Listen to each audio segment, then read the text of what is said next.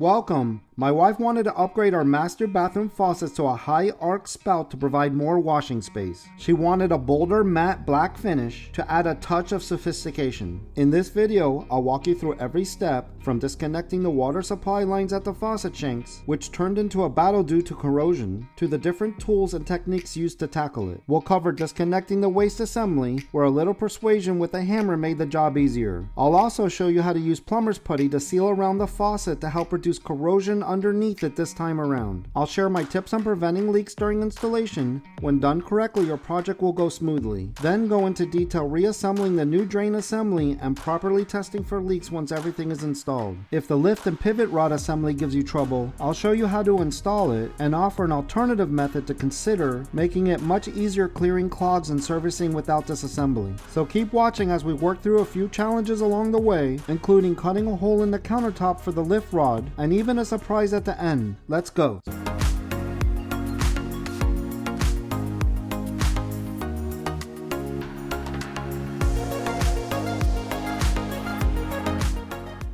So I'm not going to waste time with a long unboxing, just enough to show you which model I chose and what to expect to find in the box. Of course, it includes installation instructions. Moen also backs its faucets with an excellent lifetime warranty. We'll go into more detail as we install the faucet, but this includes the gasket and mounting nuts, of course the faucet itself, a matching lift rod, the drain body with a matching matte black waste seat you see here covered for packaging, and the lift and pivot rod assemblies will rip open as we install them. Now my wife wanted a high arc spout to provide more washing space and just a different look after all these years. My side's faucet handle is broken and over rotates, which is annoying because I have to be careful I leave it in the middle to turn it off. My wife's side also needs a new cartridge and a rebuild. See how it only half opens? I have emailed Moen in the past and they have mailed me for free replacement handles and cartridges, but my wife just decided it was time for a change, so I didn't bother doing that again. Now most DIY projects are a rabbit hole of additional upgrades. I've been waiting to replace these shutoff valves that have integrated supply hoses. This one has developed a rusty crimp connection, and the second one is fine here, but at the faucet connection it's in bad shape. The shutoffs under my sink are even worse. Look how rusted these connections are. So make sure you take a look around your house and inspect yours. Now I filmed the replacement of my CPVC angle stop / faucet shutoff valves for both sinks. I'll link it at the end of this video and in the description. So check it out if you want to learn all the steps how to upgrade to a high quality CPVC shutoff with a quarter turn ball valve. Okay, the first step to replace your faucet is to turn off the water. Let me show you the other issue with these 21-year-old shutoffs. Look how hard they are to operate. Doing this is putting a lot of pressure on the CPVC pipe, so be really careful if you have the same setup of old valves on CPVC. As you get closer to it being closed, be mindful, make small turns and back off if it's taking too much force. You can see the valve flexing. Now check this out. After carefully doing all that, you see how there's still a drip? This is what you can try. You brace the valve by the hose with one hand and give the handle a few more small turns. Again, be mindful how much and if it's turning a bit more or not. You see the drips stop with that last turn. Now if you have older CPVC piping, consider turning the water off to the whole house. At the minimum, know where your water shutoff is. Mine is at the first hose bib nearest to the street, and I use an old pillow as I work and lay in the cabinet. Now because the water has been slowly leaking under the faucet supply lines have a lot of corrosion and mineral buildup around them, which makes it harder to unscrew them from the faucet shank. Now my tool of choice is a basin wrench. You can pick one up in the tool section of the plumbing aisle. It has a spring-loaded pivoting jaw designed to tighten or loosen nuts in hard to reach and confined spaces. Let's go battle the faucet supply lines. Now you'll see me use a basin wrench on this first one. You just open up the jaw and place it around the nut, then work it to the left to unscrew the hose. This first one wasn't as hard as the second one. Now if it slips off, you just use the other hand and reposition it back on the nut. Now here's a shot from below. I'm repositioning the basin wrench so I can try from the other side of the hose and see if it's easier this way, but the shaft kept hitting the hose as I turned, so it wasn't working as good. So I flip it back to the other side. It was much easier this way, plus the nut was loose at this point, so I was able to get it close enough to try by hand. So I pull my basin wrench out of the way and reach up there and disconnect the hose from the faucet. Okay, also in the plumbing aisle, there's this rigid and Milwaukee swap out wrenches, which has these two short inserts that work on 5/8, 3/4, 7/8, and 5/16 nuts. There's an open slot on the wrench body which allows easy placement replacement over the supply lines. And you're going to see me use my nut driver next for more leverage. Now I tried my basin wrench, but I couldn't get the second one to budge. So I used the Milwaukee and I still couldn't turn it. The corrosion had it seized. So I go ahead and use my nut driver and I was able to get it to break loose. And once that happened, I was able to unscrew it the rest of the way without the nut driver. Now because the water shutoffs are under the left side supply line, the longer Milwaukee wrench worked great on this right side, but was too long for that left side. You will see me use the shorter rigid wrench for the mounting nut on the left side. So now that I got it loose enough, I reach up and unscrew it the rest of the way by hand. Now you see how I can't straighten the longer Milwaukee? I can only use it on the right side. So I get my rigid wrench and it clears the shutoffs. Let's unscrew the faucet mounting nuts. I use the wrench's notched end to grab the tabs on the mounting nuts, then turn the wrench loosening the nut, readjusting the wrench until I catch the tabs again, and continue to turn it to unscrew. Sometimes it's a bit tricky to get the tabs to slot back into the notched end, but you just keep working it until it catches again. Once the nut feels loose, you just reach up and unscrew it the rest of the way by hand. Now for this right side, I go back using my longer Milwaukee wrench. The slim long handle provides great reach for mounting hardware underneath faucets. So when there's no shutoff valves in my way, I like to use it, and I finish it off by hand. All that's left is to disconnect the pivot rod clip and slide the lift rod strap from the pivot rod, and now we can pull the faucet straight up and out. That was a battle. Now check out all this rust, corrosion, and mineral buildup. Yeah, I wasn't going to repair them again. It was just time to completely replace the shutoff valves, supply lines, and faucets. Now I'm showing you fast forward the change out of these high quality quarter turn faucet shutoff valves for CPVC real quick. That way, as you continue watching the faucet replacement, you're not wondering how those magically appeared. I can't emphasize enough, this is something that should be inspected and considered if it's been a long time since your last faucet replacement. So again, check out that video on my channel if you're interested. The final step I like to do is flush out the new water shutoffs before they ever get hooked up to the sink. Once I install the faucet, I will also turn on the water for both the hot and cold without the aerator installed, but still personally always take a few minutes to flush it out now at the water shutoffs too. Now you see how the faucet holes are to the right of the shutoffs? That's why I pointed them in the direction I want to route the supply lines. This is exactly how the old ones were. Here's a close-up of how they came out. Okay, back to the new faucet install. I'm going to use a foaming cleaner with CLR in it to clean around the faucet holes. I stick my bowl below to catch anything that falls through. Now like I mentioned, because the water has been slowly leaking under the faucet, this mineral buildup and dirt is stuck on here good. After letting the cleaner sit for 5 minutes, I spray a little more and then scrape the whole area with a plastic putty knife, wiping it up with my baby wipe. Now I'm going to show you during the install of the new faucet how to lessen this from happening again, but you need to have it really clean before you install the faucet.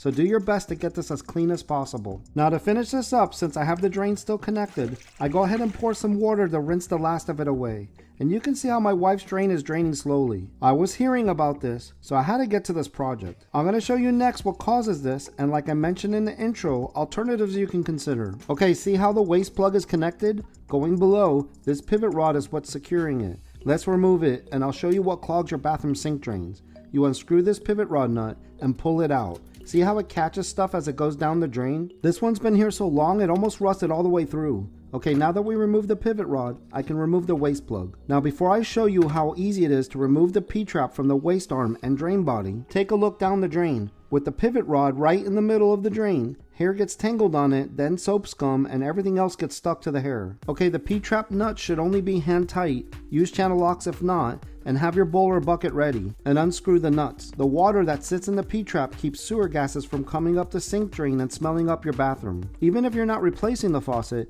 you can perform these same steps to unclog the drain periodically. Look how nasty this is. That's hair that has mutated into something gross, so wear some gloves if this part grosses you out. I go ahead and remove the extension pipe next to reveal more nasty stuff, then slide off the washer and the slip joint nut.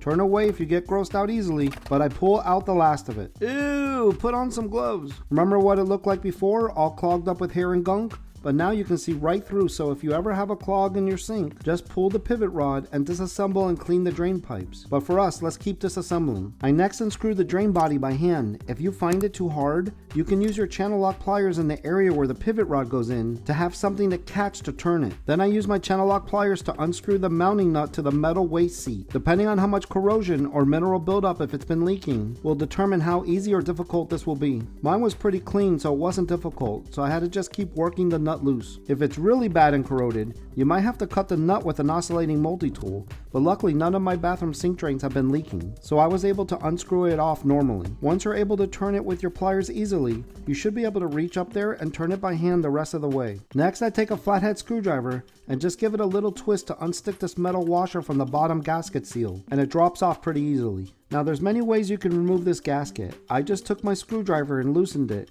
Then I used the softer rubber side of my two-sided mallet hammer, and I was hammering up from the bottom as I was using my other hand to pull up. For me, this is easier than trying to get the gasket to slip back down, but every situation is different, so you can try it that way first if you want. Then once you can't hammer anymore, you give it wiggles as you pull up and it will pop loose from that bottom gasket. Now the gasket has slipped up into the sink drain hole, but you can easily just reach up in there, hook it with your finger, and pull it down and out. Okay, next we need to clean up the old plumber's putty that was left behind. So I swap out my bowl for a deeper bucket to catch the water I'll use to rinse and flush everything down as I clean it up. Now you can just wipe all of this out instead, but I like to flush it out with a rinse and really make sure it's clean. Then I use a baby wipe to clean the inside of the drain hole and then rinse it with water again. When possible, I'm holding the bucket up closer to the sink to limit the amount of water that splashes out during a pour. So I see a little more in there, so I give it a final wipe, and then I give the area where the bottom gasket seal meets the bottom of the sink a good cleaning and a wipe. To prevent smelling sewer gases, I stuff a baby wipe in the waste arm.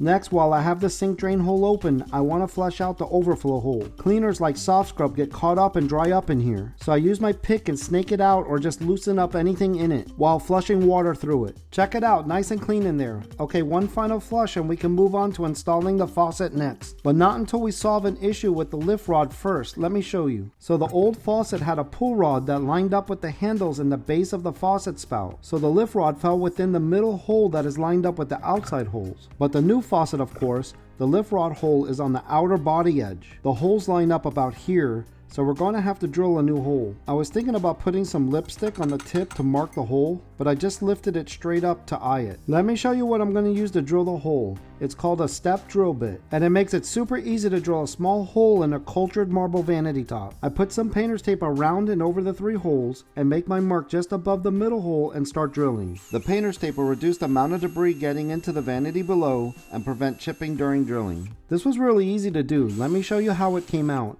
I peel back the tape and it looks good. After a quick baby wipe cleaning the vanity top, let's try it. I make sure the gasket says top front and set the faucet in place. The lift rod goes right in now. Check it out from below. Hopefully this helps you out if you run into this issue with your lift rod. I have never ran into something like this before. I'm guessing it's because the spout can move on this model faucet and is why the lift rod was placed on the outer body edge. Okay, now let me show you how to mount it to the vanity top. Now after one final wipe after we drill that hole, let me show you how to use plumber's putty to prevent water from getting under the faucet. Depending on your type of vanity top, choose the right plumber's putty in the plumbing aisle. This one is for non-porous materials, so read the label of yours before using. Okay, I scoop out what I think I need and roll it in a ball until it's soft and malleable. It can be stiff when it's cold. And then I roll it on the counter to make a long and as even as possible rope. We're going to use this plumber's putty to circle around the faucet base gasket to keep water from going under the faucet down those 3 holes. The gasket is not sufficient enough to do that. When I get to the end, I just overlap it and pinch off the excess. Now again, I make sure the gasket says top front and set the faucet in place. The plumber's putty helps with something else during the installation. It helps hold the faucet in place as you're tightening these mounting nuts. We're just going to reverse the process that we did removing the old faucet mounting nuts.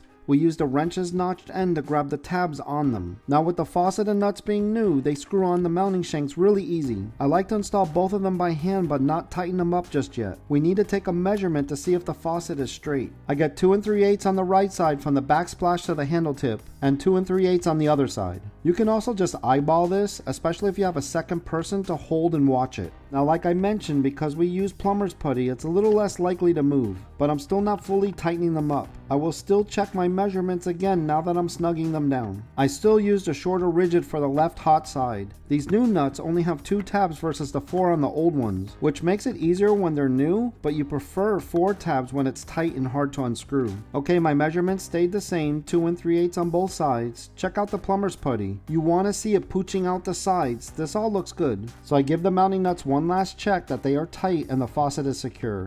Now we just need to wipe away the excess plumber's putty. I use my finger and get most of it. Then use a baby wipe to clean anything else left behind. Leave me a comment if you're going to start using baby wipes in your DIY projects after watching this video. Now consider replacing your P-trap and or washers during a faucet replacement. Bathroom sinks most likely will be 1¼ inches. Mine were still in good condition, so I just decided to clean them up. The easiest way is to bring them outside and use the hose. The hose has a lot more pressure than a utility sink, and you really wouldn't want to use your kitchen sink. The stuff coming out is too nasty for that. Outside is the way to go. Now be careful shooting water in the trap. You don't want it to shoot back at you, so point it away from you. Also remember, this doesn't have to look perfectly clean. You're just giving it a good rinse. Let's go back in and unpack the rest of the parts and install the drain body. Okay, in the plastic packaging comes the lift rod strap and the pivot rod taped together. The drain body is assembled with all the other parts for packaging. We will connect an extension pipe to the end of it. I unscrew the waste seat and put it and the plug to the side. I lower the drain nut, then unscrew and remove the pivot rod nut. Don't lose the white pivot rod seat. And then I lower the washer and drain gasket, or it's also called a bottom gasket seal. Now the waste seat screws on like this, and I like to dry fit things just to double check everything is good, and I have all the parts I need. So I go ahead and install the drain body to the sink. While I hold the waste seat with my left hand, I screw the drain body with my right hand. Then I install the P-trap to the waste arm. I'm not fully tightening this up. I'm just making sure my extension is long enough to make it from the tailpiece part of the new drain body to the P-trap. Everything looks good. I'm next going to show you my tips how to install the drain body. This hole is to allow excess water from the overflow channel to drain. Now we want the pivot rod opening to face the wall, so with it facing down on the vanity top and the waste seat screwed down all the way, I make a Sharpie mark on the opposite side that will help me with alignment. You'll understand why more in a minute. Now in the plumbing aisle at HD, you can get Teflon tape. This is the one I like. It fills in small gaps that would otherwise allow water to leak out. The two areas I apply it on the drain body is right where the waste seat screws onto. Just wrap it around like 3 times in the direction the waste seat screws on. The second area is right above the gasket, but you need to wrap it in the opposite direction because the drain nut screws up. So again, wrap it around like 3 times. Don't skip this step. This will prevent water from getting through the threads and leaking out. Now this faucet's directions say to use plumber's putty, which I personally prefer. But if the directions say to use silicone type sealant, or that's what you prefer, I would recommend Lexel sealant. You can pick some up at Lowe's. Okay, just like before, I roll it on the counter to make a long and as even as possible rope. Then I apply a generous amount to the underside of the waste seat. Now I realize I can't see my mark, so I move the putty up to extend it lower, and then I readjust the putty back into position. Here's the reason why I made that mark. Since that mark is on the opposite side of the pivot rod opening we want facing the wall, when I thread in the drain body, once it bottoms out and it can't be tightened any further, it should be very close to the final position. That way, I won't need to twist it excessively, which could potentially break the plumber's putty seal. So right here, I can't tighten the drain body to the waste seat anymore, and then I just had to make a small adjustment twisting it back into position. I give the drain nut a turn. Let's go up top to check out how the plumber's putty is doing. Looks good. I see it squeezing out of the waste seat around the whole circumference. So I go back below, and as I pull down on the tailpiece of the drain body, I continue turning the drain nut by hand. Then I give it another turn with the pliers, but not cranking it down too tight. You don't want to warp the gasket. I give it a wiggle, and if I see it move like this, I know I need to give it another turn or two. Depending on how strong you are, tightening it at first by hand will determine how many more times by pliers you need to tighten it. Now, just like before around the faucet, we just need to wipe away the excess plumber's putty. I use my finger and get most of it, then use a baby wipe to clean anything else left behind. Baby wipes are great for wiping silicone too if you went that route. So next I noticed something in the drain. It was a piece of plumber's putty. So I just used my pick to scrape at it until it falls through the drain. But while I was doing that, I noticed a piece of Teflon tape. So again, I used my pick to scrape it away. Okay, everything looks nice and clean in there. The drain body is installed. Let's install the lift rod assembly next. Okay, the first step is to insert the lift rod. Now they tape together the lift rod strap and the pivot rod. So I use my utility knife and cut the tape and separate them. Then peel the tape away. This was the hardest part of the project, especially because I cut my fingernails so they look good on camera. Okay, let's go back below and install all of it. Now notice I'm still using a pillow so I don't kill my back. Okay, you just slide the lift rod strap onto the lift rod and tighten the bolt finger tight. Let me show you a close-up how to install the white pivot rod seat and pivot rod. Now make sure the bevel side is facing out, and you can see how that will accept the ball of the pivot rod, making a good seal preventing it from leaking. Now some people put Teflon tape around the threads where the pivot rod nut screws on, but I personally never do. I just want to mention it because it doesn't hurt if you want to. Let's install it. So again, first goes the pivot rod seat beveled side out. Now comes the tricky part. I just lightly screw the pivot rod nut on a few turns to hold it there. The first way I'm going to show you how to install this is with the plug not removable. So you want the hole in the plug facing the faucet. And place it in the waste seat, but don't let go. The tricky part is feeding the rod in the hole of the plug. So you unscrew the nut and pull the rod back a little, and you are feeling the plug touching the rod, then lowering the plug a little and trying to insert the rod in the plug hole. Here's a close-up. You feel the plug touching the rod, then you pull the rod back a little, then you lower the plug a little, then you push the rod back in, finally pulling up on the plug to see if you got it. So you see me here pulling the rod out and pushing it back in until I get it into the hole. At the same time with my other hand, moving the plug up and down until I pull up and the plug is locked in so I know I got it. And then I can just screw the pivot rod nut hand tight. Don't use pliers to tighten it. I test by pivoting the rod up and down because you can loosen or tighten the nut until it feels right. Now normally you can just finish the install right now without removing the lift rod strap. You place the pivot rod clip on like this, squeezing it together, and then you simply insert the rod through the clip and strap hole at the same time, releasing the clip and it secures it. But because my rod was so close to the cabinet wall, I couldn't fit my fingers to squeeze the clip together like that. So I had to slip one side of the clip on first, then the strap, then squeeze the clip together and slide it onto the pivot rod. No biggie, either way is easy. Now I just need to reinstall the lift rod strap to the lift rod. Make sure the pivot rod is pointing down and the lift rod is all the way down. And then tighten the bolt right there in that position. It just needs to be snug, don't crank it down. Now I give everything a final look from below. I double check the pivot rod nut is secure and the lift rod assembly and the pivot rod assembly are working perfectly together. Then I go up top to check how everything feels and looks. I confirm it's all good. Now let me show you an alternative way to install the plug. So we just installed the pivot rod into the hole of the plug, but you can install it turned, which allows the plug to be pulled out for cleaning. Here's a close-up. Instead of the pivot rod in the hole, you drop it in turned and it will still operate the same but can be removed. Now if you have little kids or definitely in a commercial setting, you wouldn't want to install it this way. But if you don't have similar concerns, I just wanted to show you and demonstrate this option. You can use a cleaning brush to remove the hair and gook that gets caught up on the pivot rod. You just pass your brush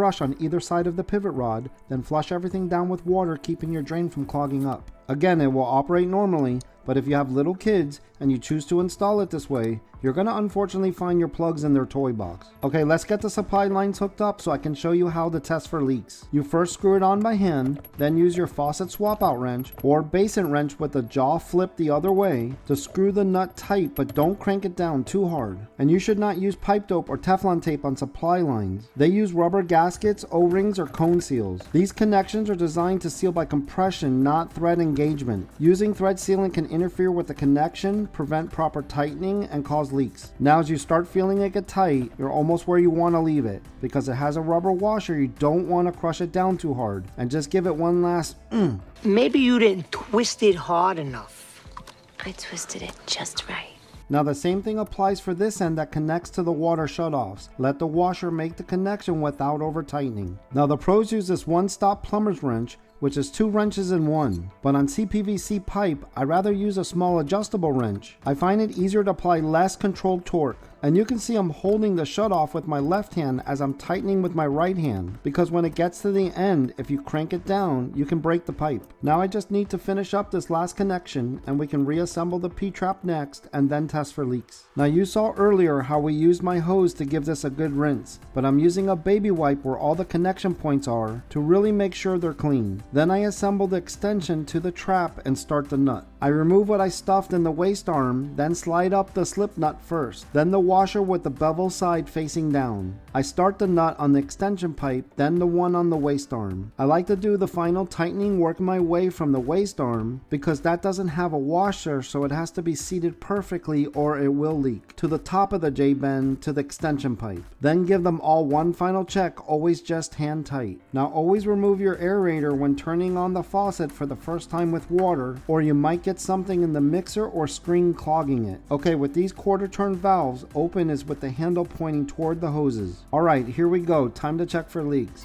I turn on both the hot and cold water, then inspect the shutoff valves, all the waste pipes, the seal beneath the sink bowl. I also check the bottom of the vanity for any drips. So far, everything looks good. Don't skip this step, you'll regret it. Even a small leak can damage anything stored underneath and the vanity itself. Don't forget to look up at the supply line connections to the faucet chinks because they're hard to reach and tighten. This is a common area for leaks. Now that our initial inspection looks good, let's move on to the next stage of testing. I go ahead and shut off the water and reinstall the aerator. Turning the water back on, I want to fill up the sink and check the overflow drain next. So I go ahead and pull the lift rod up to close the waste plug. This takes a little while. Hello? Let me speed this up. Now don't skip this step because it's possible not to have a leak when the water drains normally, but leaks when it drains through the overflow. This is the overflow channel and it feeds into the drain body. Now as the water is draining through the overflow, you want to make sure that it's not leaking at the drain gasket. And I continue to look at the bottom of the vanity for any drips and I don't see any. Now while I'm down here, I'm still looking for leaks from any other areas. This is the moment to do it. We just spent all that time installing everything. Spend 5 minutes checking your work. I like to even touch and see if I feel for any water that I'm not seeing. Also take a look to see if any water's filling above the slip nut. Everything is still looking good, but I was like, oh poop, I forgot that I have the drain plug closed. So I jump back up and I push the lift rod back down to drain the water. Now this is another test. Water draining from a full sink is different than draining from an empty sink. The rush of the water from a full sink can reveal a leak. So as the water is draining, I go back below and continue to look for leaks. The bottom of the vanity still has no drips.